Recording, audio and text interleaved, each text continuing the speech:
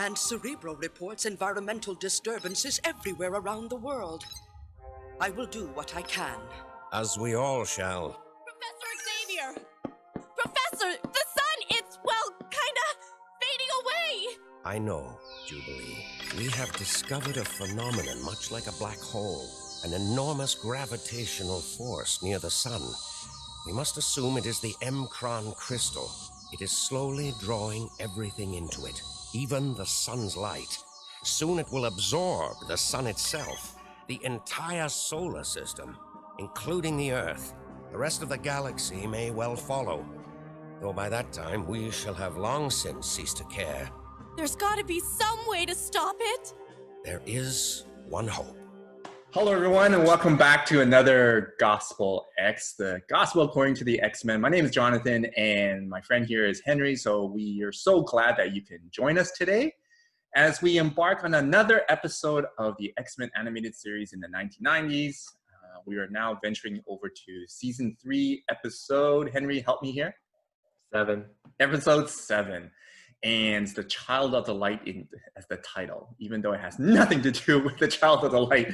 But anyway, Henry. Yep. Henry, so you start us off. What are we going to talk about today? Go ahead. We are in the Phoenix Saga.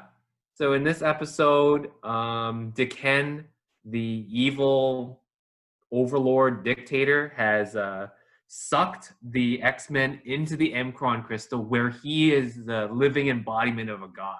So they're stuck. They're stuck. Nowhere to run. They're stuck there. Yeah, nowhere to run. They're stuck there, and they gotta stop them. All right, because the entire galaxy is about to get sucked into the M-Cron crystal. Yeah, and basically destroy and kill everybody in there. All right, so the stakes are very, very high. And throughout the episode, we see the X-Men face situations where, it's hopeless.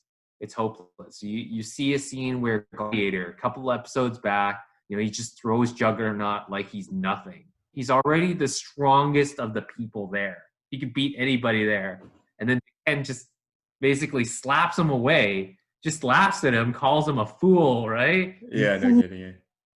And what is the X-Men's response? A normal response would be you could just give up. You just looking at this, there's no way you can win. He's basically a god here. He's got godlike abilities. It would be so easy to give up. Yeah, and they can't leave. Sandra says. Yeah, but then they can't leave, right? Because they're stuck inside this M-Cron crystal. Yeah, they can't leave, but even if they can't leave, you can still give up and say, hey, nothing that you can do, no effort that you can put in can change the situation that you're in. So why even do it in the first place? And even Lilandra was like, all is lost. Lost. Right? And what is Rogue's response to her? Shut up, you bitch. Shut up. All right? That's not what the X-Men do. They don't give up. They continue striving. They have the hope that that they can change the situation, that they will get through this. And Xavier said the same thing, right? Their hope is that in the X-Men that they can, right? They place their hope that, the Phoenix and the X-Men could figure this out and save the entire universe, right? Exactly. And, to compare it to what we face every day is, a lot of people face these kind of enemies in their lives. People that seem like their sole existence is to make your life miserable, to make your life harder, and it was no fault of your own, and you can't get away. So if we pause for like 20 seconds to elect our viewers and listeners, just to picture one person, I bet everyone immediately could picture one person that we believe the sheer existence of that person is to make our life miserable. Right? Yeah, anyway, go on. So what is the Christian response to this, Jonathan? What are we supposed to do? I mean, we're supposed to love everybody, right? But what practically can we do?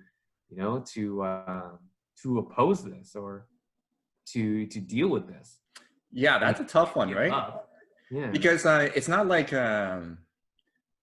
it's not like work. Well, maybe it is, because there are so many situations where we are faced with people in our lives that we believe that may just be, why are you here? Why are you in my life, making my life miserable? Is your sole existence to make my life miserable? It's sort of like living in an apartment. You can't move because we're for those who are not who don't know, we live in Vancouver, British Columbia, and the real estate is freakishly high. I think it's like number 2 behind New York, right? And it's like moving is not possible for many of us, right? And so what happens if you're stuck with this neighbor beside you or underneath you, keeping on telling you that, bugging you about everything about you and just making your life miserable? Can you move? You can't.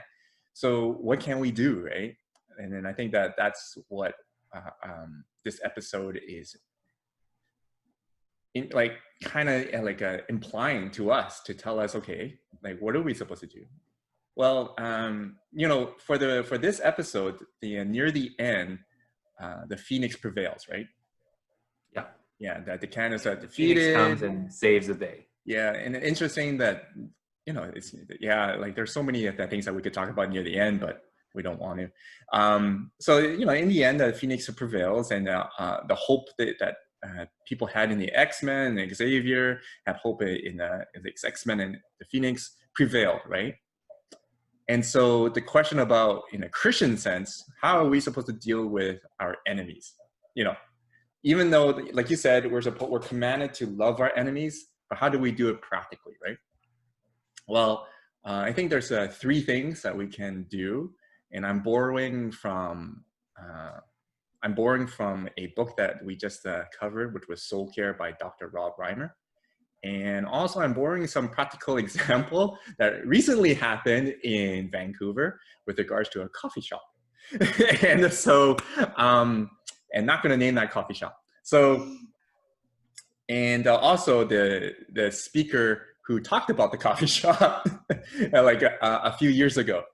So the lessons here is, 1, we have to remember that God's justice will prevail at the end. We don't know when, but God's justice will prevail. So when Paul says, do not take revenge, it says, he quoted in scripture saying, do not take revenge. God says, vengeance is mine. I will take it. You do not take revenge. You forgive your enemies. I will venge. I will take the vengeance, right? And so we got to remember that God's justice will prevail. We are victorious at the end, and that we place our hope that God's justice will prevail. Sort of like what the X-Men said, that they placed their hope in the Phoenix, and then it prevailed. We should place our hope in God and seeing that God's justice will prevail. So we should not take revenge or take any vengeance. It's not ours to take. We leave it with God.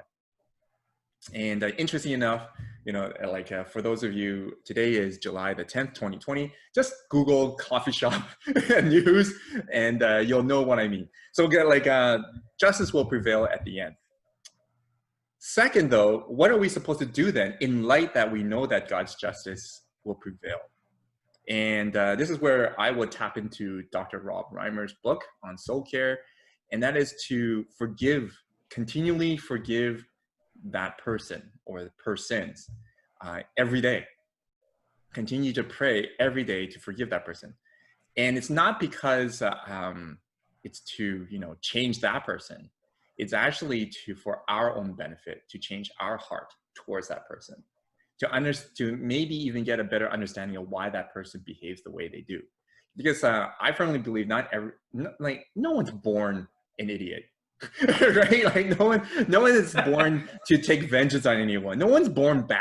I don't believe that. There has to be some nurturing and something to do with their environment and how they were brought up, etc. Wounds and past wounds, etc. that made them to who they are. And so if we continue to pray forgiveness upon them and pray blessings upon them, it's more about God changing our heart. So Dr. Rob Reimer said that, the more we pray and the more we obey, because we are told to obey, like you said, we are told to love our enemies.